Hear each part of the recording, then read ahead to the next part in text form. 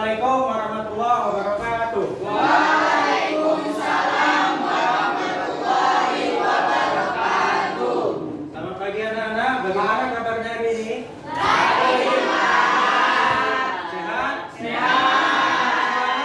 Semangat. Bagus. Ya, kita harus semangat kan, tiap hari harus semangat. Kalau misalnya lenteng-lenteng, orang tua sendiri semangat.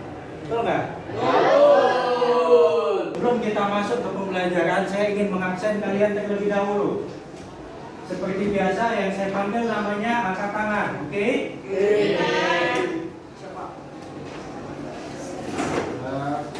Afifah Nabila, Aprilia Nurhusna, Arifah Meisya, Azhara Balkis, Fadli Musfi.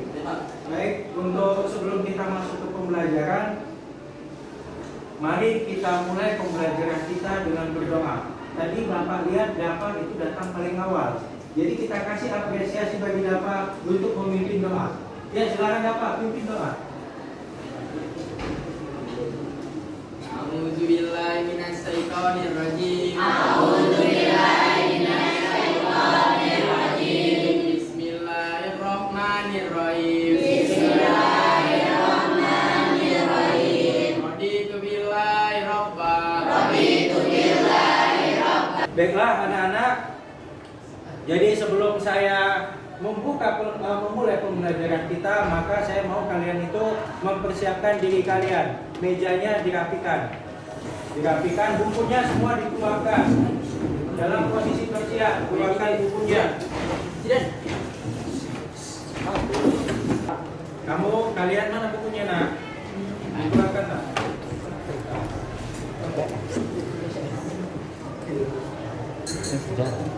Sekarang kalau udah dikeluarkan semua bukunya, untuk menanamkan jiwa nasionalisme kita, ayo kita menyanyikan salah satu lagu nasionalisme.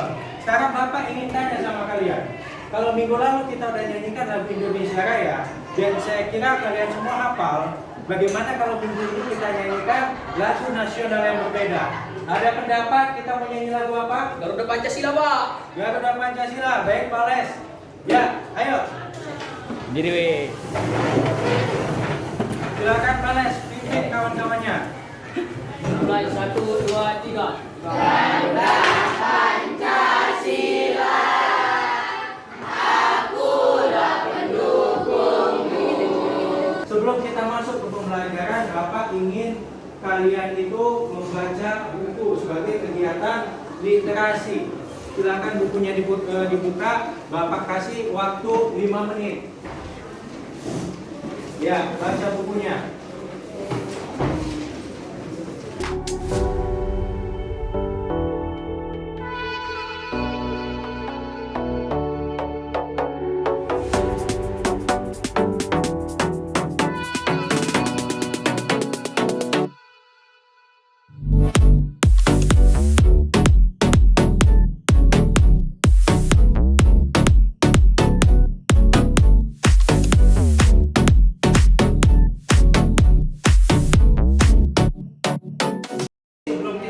Pembelajaran, saya ingin bertanya kepada kalian.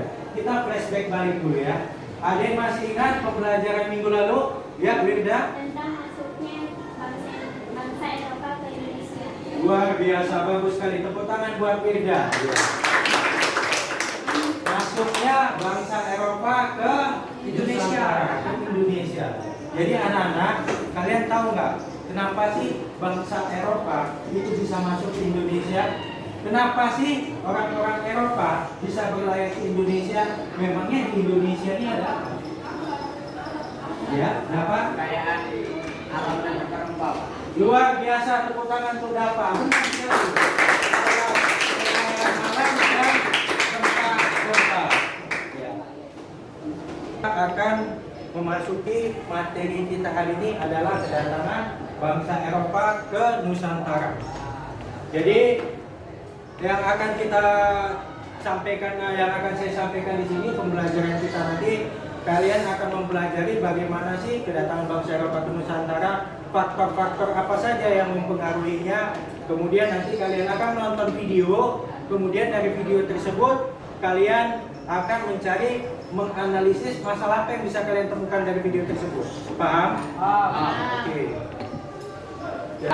Jadi kenapa sih Pak kita harus mempelajari materi ini? Kenapa sih Pak kita harus mempelajari penjajahan bangsa Eropa ke Indonesia? Karena pembelajaran yang kita pelajari ini adalah sejarah. Kenapa kita harus mempelajari sejarah? Agar kita di masa yang akan datang tidak mengulangi kesalahan-kesalahan yang sama yang pernah dilakukan oleh leluhur kita. Supaya kita belajar. Jadi tujuan pembelajaran kita hari ini adalah setelah menyaksikan gambar dan video, kalian mampu untuk menentukan lalu lintas perdagangan dunia serta mampu untuk mengetahui apa sih yang menjadi faktor bangsa kita bisa dijajah. Nah, ini mungkin sebagian kalian sering melihat ini ada di dapur kan? Ini mungkin banyak ada di dapur. Ini ada cengkeh, ada pala, kemudian ada merica, kemudian ada lada, ada kunyit. Itu kalau kita lihat tertebar. Kayu manis, bumbu dapur. Kita gampang mendapatkannya. Tahukah kalian gara-gara benda atau hasil alam yang kita lihat ini sepele gitu kan? Kan kita lihat ini sepele kan? Karena begitu melimpah di Indonesia. Tapi benda-benda ini atau hasil-hasil alam kita ini itu menyebabkan orang-orang Eropa pada abad ke-16, ke-15 mereka berani mempertaruhkan nyawa mereka mengarungi lautan untuk datang ke negeri kita. Sama Rama, menurut kamu kenapa sih orang-orang Eropa itu datang ke Indonesia? Karena di Indonesia itu kaya akan rempah. Lalu dia sudah. Oke, betul kaya kan rempah-rempah. Nah, itu kita tahu bangsa Indonesia itu punya rempah-rempah itu dari mana Pak? Kita tahu. Apa? Bangsa Indonesia itu masa apa tuh mereka tahu Indonesia itu punya rempah-rempah itu dari mana? Sedangkan di sini kita punya apa? Kenapa bangsa Eropa tahu Indonesia itu menjadi pusat rempah-rempah? Karena bangsa Eropa itu mereka mempelajari dari pedagang-pedagang Cina, dari pedagang-pedagang India, dari pedagang-pedagang Arab. Dari mana sih mereka mendapatkan rempah-rempah itu? Mereka telusuri jejaknya. Kalau aku, cengkeh itu banyak banget manfaatnya. Coba lihat, kamu tahu nggak yang mana itu cengkeh? Nah, kalau kamu jawab yang ini, berarti kamu benar. Ini yang namanya cengkeh. Cengkeh ini gunanya banyak banget. Aroma cengkeh yang khas bisa menetralkan bau amis ikan atau kambing yang memiliki aroma kurang sedap. Makanya, sebagai bumbu, cengkeh sering digunakan ke dalam hidangan yang berbahan dasar kambing, jeroan, atau seafood. Seperti gulai, nasi kebuli, semur, sampai kari. Bahkan ada yang menambahkan cengkeh pada saat memasak nasi uduk loh. Pokoknya, cengkeh ini bikin semua makanan yang kita makan menjadi lebih harum. Nah, ternyata kegunaan cengkeh itu nggak hanya untuk makanan loh. Cengkeh juga bisa digunakan sebagai obat herbal. Contohnya untuk obat sakit gigi. Cengkeh yang dicampur dengan minyak zaitun bisa dijadikan obat herbal untuk mengurangi nyeri pada gigi. Caranya cukup mudah. Kamu tinggal oleskan minyak cengkeh di tempat sakit giginya. Hasilnya luar biasa. Karena kandungan zat cengkeh yang mengandung sifat antibiotik yang Oke, jadi tadi setelah menyaksikan video tersebut di video pembelajaran, sekarang tugas kalian adalah menganalisis permasalahan apa yang muncul setelah kalian melihat atau menonton tayangan video pembelajaran tersebut. Cari masalah-masalah apa yang kalian temukan, lalu kemudian diskusikan. Makanya untuk itu saya akan membagi kalian menjadi 4 kelompok. Kelompok 1, yang ini kelompok 2, yang itu kelompok 3, yang paling ujung kelompok 4. Nah, jadi nanti tugas di masing-masing kelompok itu nanti saya bagikan LKPD, Lembaga Kegiatan Peserta Didik. Kemudian di LKPD tersebut tulis nama anggota kelompok, identifikasikan permasalahan yang muncul setelah menonton video, dan kemudian nanti didiskusikan, kesimpulan hasil diskusinya itu nanti dipresentasikan. Paham? Oke, sekarang saya bagikan LKPD-nya ke masing-masing kelompok.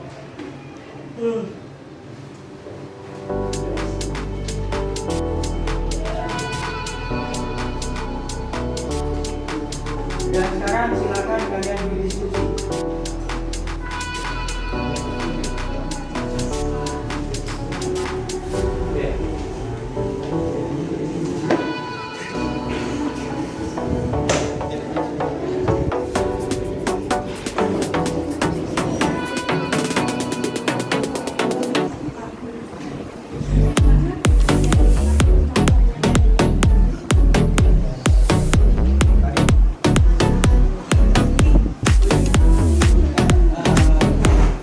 Bagaimana? Ada yang mau ditanyakan?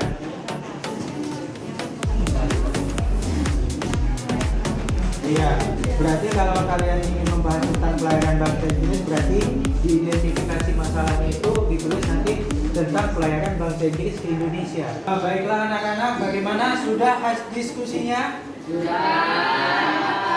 Nah, kalau kalian sudah mendiskusikan permasalahan tersebut, sekarang saatnya tiap-tiap kelompok itu membacakan hasil diskusinya.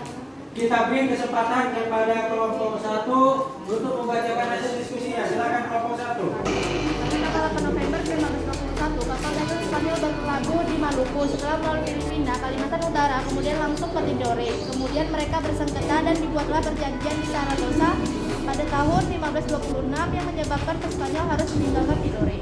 Sekian dari kami. Wassalamualaikum warahmatullahi wabarakatuh. Ya, beri aplaus untuk kelompok 3. Diskusi kami. Masalah yang kami temukan dari internet adalah pelayaran bangsa Inggris ke Indonesia.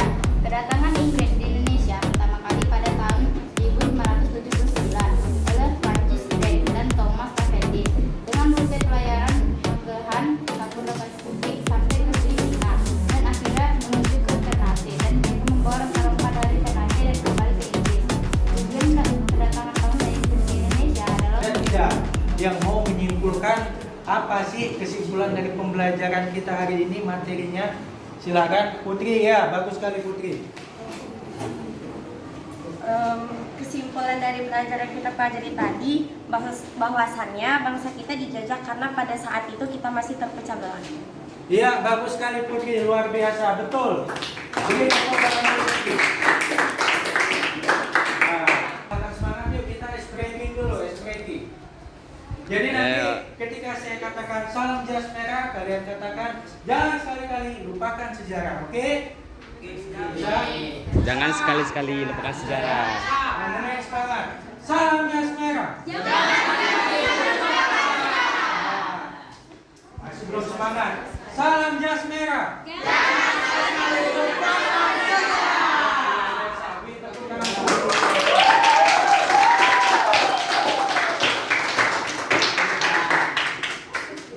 Baiklah anak-anak, jadi tadi setelah kalian berdiskusi, kalian juga sudah menyimpulkan. Kemudian setelah kalian simpulkan, kalian juga tadi sudah mengetahui bahwa tujuan pembelajaran kita itu semuanya sudah tercapai. Untuk itu maka mari kita merefleksi pembelajaran kita hari ini. Pada hari ini refleksi yang saya lakukan adalah apa? Katakan kepada diri kalian, apa sih yang sudah kalian pelajari hari ini? Pelajaran apa yang belum kalian pelajari? Kemudian nanti kalian akan kalian katakan juga pada diri kalian, apa keberlanjutan yang akan saya lakukan dari pelajaran yang sudah saya pelajari. Paham? Tadi juga tiap-tiap kelompok majunya sudah lebih semangat dari kelompok sebelumnya. Presentasinya juga sudah lebih bagus. Cuma masih ada satu kendala, masalah kekompakan harus lebih ditingkatkan lagi. Walaupun sudah bagus daripada pertemuan sebelumnya, tapi kalau bisa ditingkatkan lagi supaya lebih kompak lagi. Paham? Sampai di sini ada pertanyaan? Oke, kalau tidak ada pertanyaan,